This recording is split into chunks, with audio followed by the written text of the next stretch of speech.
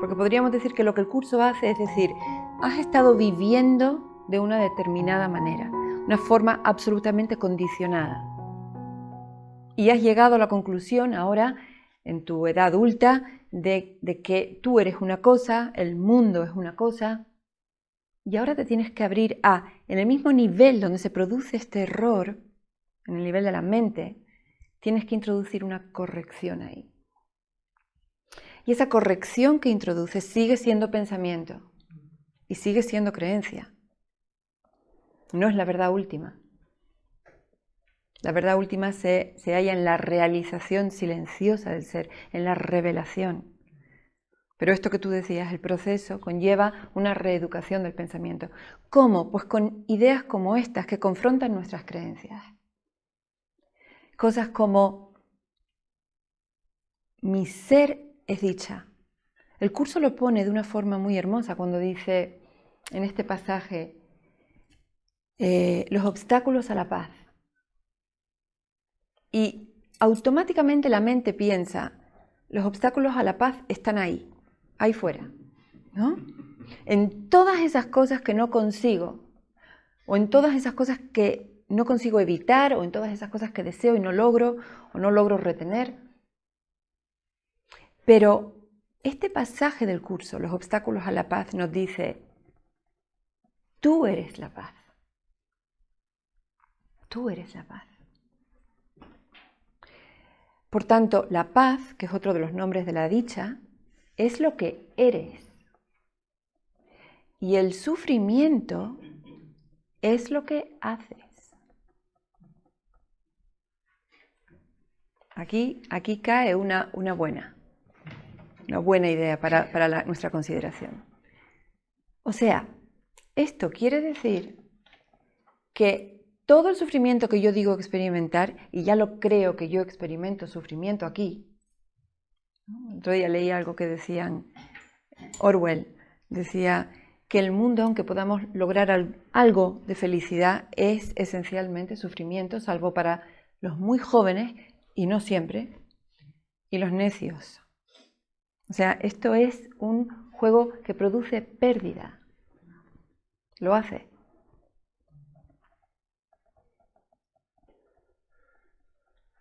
Así que es muy interesante que podamos observar cómo, ahora que tenemos que enfocar nuestra autoobservación, se nos brindan estos criterios para el discernimiento y se nos dice, bueno, tenemos que creer esto aunque no sea nuestra experiencia todavía. La felicidad es natural. La felicidad es sin esfuerzo. La felicidad es la emanación natural de tu esencia. Tú eres la felicidad, tú eres la paz, siendo ambos sinónimos. Podríamos hablar de la felicidad como la paz en acción, la paz como la felicidad en reposo. Eso eres tú. Y entonces la pregunta inmediata es, ¿estoy en contacto consciente con mi ser? ¿Me conozco? ¿Sé quién soy? Porque si sé quién soy, tengo que estar experimentando paz en este instante. No solo en este instante, en todos los instantes. Si conozco mi ser, no hay posibilidad de que yo experimente otra cosa que paz, puesto que es lo que soy. Así que cuando el curso describe los obstáculos a la paz, son los obstáculos que yo, la mente, interpongo. Son los obstáculos que yo pongo en mi camino para no extenderme, que es mi naturaleza. Mi naturaleza es ser la paz y la dicha y extenderme e irradiarla infinitamente. Lo único que puede frenar la extensión de mi dicha y de mi paz, es decir, de mí, soy yo, es mi mente, son mis propios pensamientos. Nada más.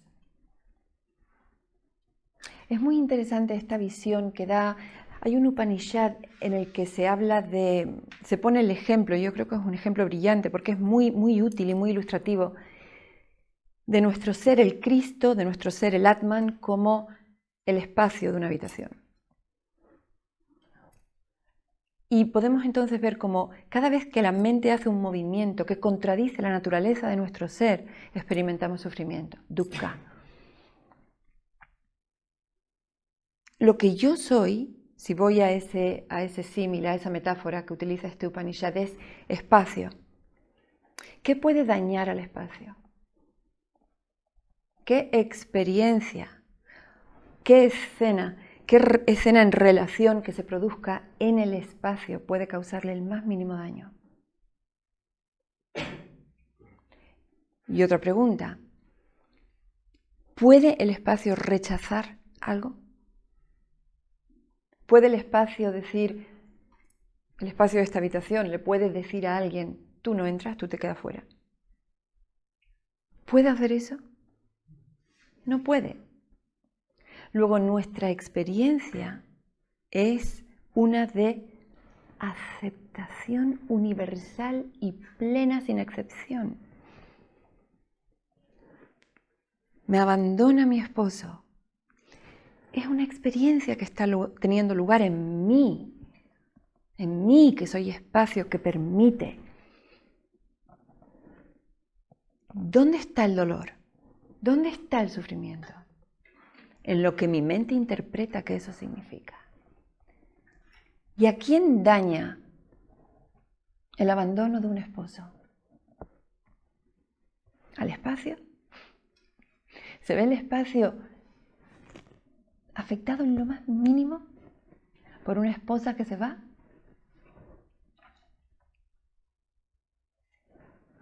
¿No? ¿Qué ha surgido ahí para producir sufrimiento? La mente. ¿La violencia psicológica o física? Fíjate, aquí estamos hablando en un nivel, ¿vale? Luego podemos descender a considerar aspectos, puesto que en proceso hay técnicas para aplicar en cada momento. El perdón se adapta a cada momento. Pero si vamos exclusivamente a nuestra condición de espacio, imaginemos un espacio. Otro buen símil es la pantalla, ¿no? Imaginemos que en el espacio consciente o en la pantalla se está produciendo, imagínate una película, la Segunda Guerra Mundial, el Tercer Reich, genocidios, Auschwitz. ¿La pantalla se ve afectada por todos esos horrores que la mente crea? Esa es la única posibilidad de obtener libertad, liberación, es la única. Que dejemos de identificarnos con la mente y sus horrores, la mente y el cuerpo y sus horrores, los horrores que vivimos en ese nivel, y aprendamos a identificar nuestro ser, porque ese está más allá de esos horrores. De hecho, si no fuese así, no habría posibilidad de liberación para esta humanidad. Estaríamos condenados eternamente.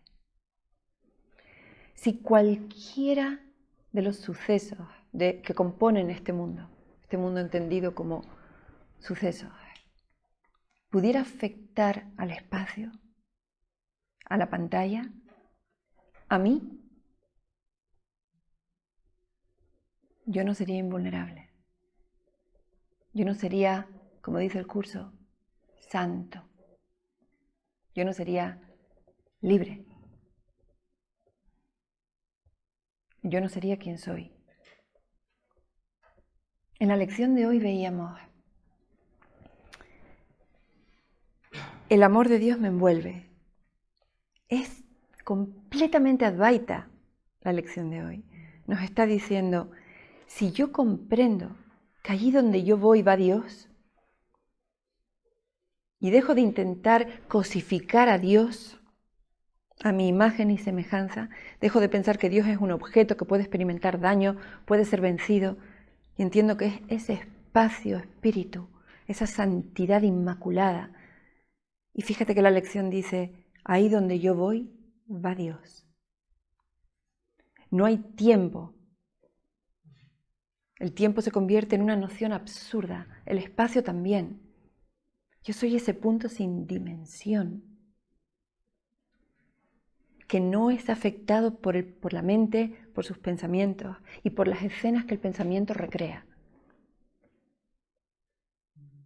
Otra prueba.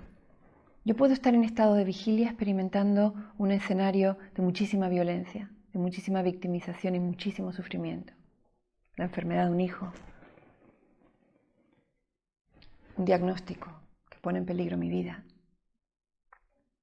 Cuando yo me voy a dormir y paso del estado de vigilia al estado de sueño, ¿dónde está ese horror? ¿A dónde ha ido? No es permanente. No es algo sólido, eterno y permanente, no es una condena permanente. Yo entro y salgo del estado de vigilia. Y si bien es cierto que en los sueños oníricos de la noche yo no puedo poner una pizza al horno, despertarme y en mi siguiente sueño esperar ir a buscarla, eso no, pero este sueño de vigilia es un tanto más firme, un tanto más resistente y ubicuo en el espacio y el tiempo. Y sí que es cierto que en este estado de vigilia yo puedo salir, dormirme, tener sueños, recrear un nuevo universo onírico, dormir profundo y volver a despertar y parece que mis horrores me están esperando. Ahí están de nuevo cuando despierto. Pero hay un instante, hay una pequeña frontera, a veces imperceptible, pero siempre ahí, en el instante en el que yo abro los ojos, en el que hay conciencia prístina. Aquí estoy yo y todavía no me he calzado el traje de víctima. ¿Y es posible, lo pregunto para mí, ¿y es posible que me empeñe en buscar en el sufrimiento con el que me acosté? Sí, claro que sí, por supuesto. Es lo que hacemos.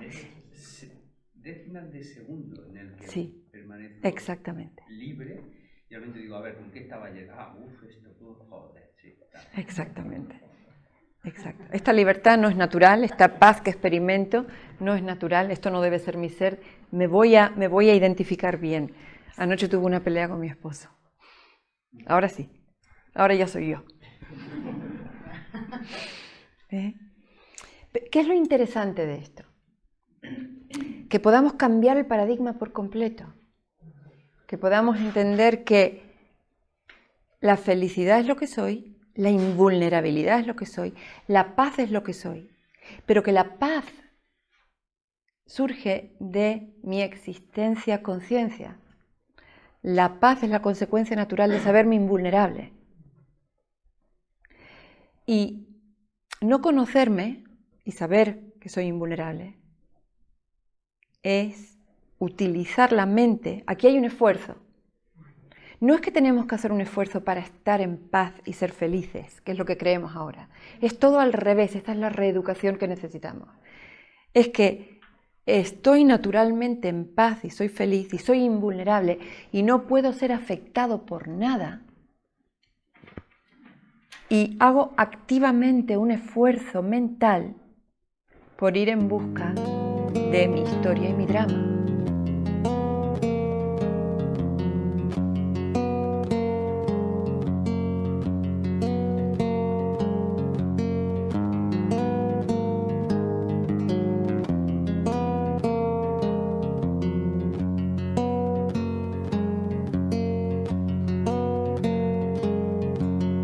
Tocar la luz y desapareceré, ser parte del espacio sideral.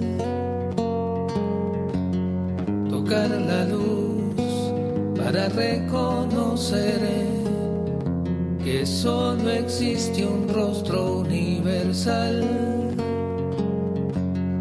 y respirar aquella luz desencarnando del ayer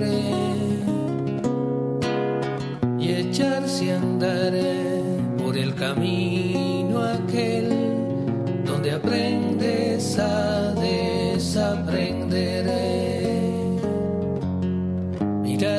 el espejo para descubrir tu propio reflejo en la multitud. Mirarte en el espejo para no advertir otra cosa que no sea tu propia virtud, y comprender al fin que en cada ser hay un fragmento de tu propio ser, y que buscando dentro sin sufrir la tormenta empieza a despejar y la vida empieza a florecer. Cuando se quiebran los muros de la ilusión y se trasciende en paz al miedo y al dolor, cuando el silencio llena todo alrededor, solo queda el amor, solo queda el amor. Cuando se abren las puertas del corazón, dejando entrar la luz, la calma y el perdón. Cuando el silencio llena todo alrededor, solo queda el amor, solo queda el amor. Cuando se quiebran los muros de la ilusión y se trasciende en paz al miedo y al dolor, cuando el silencio llena todo alrededor, solo queda el amor, solo queda el amor. Cuando se abren las puertas del corazón, dejando entrar la luz, la calma y el perdón. Cuando el silencio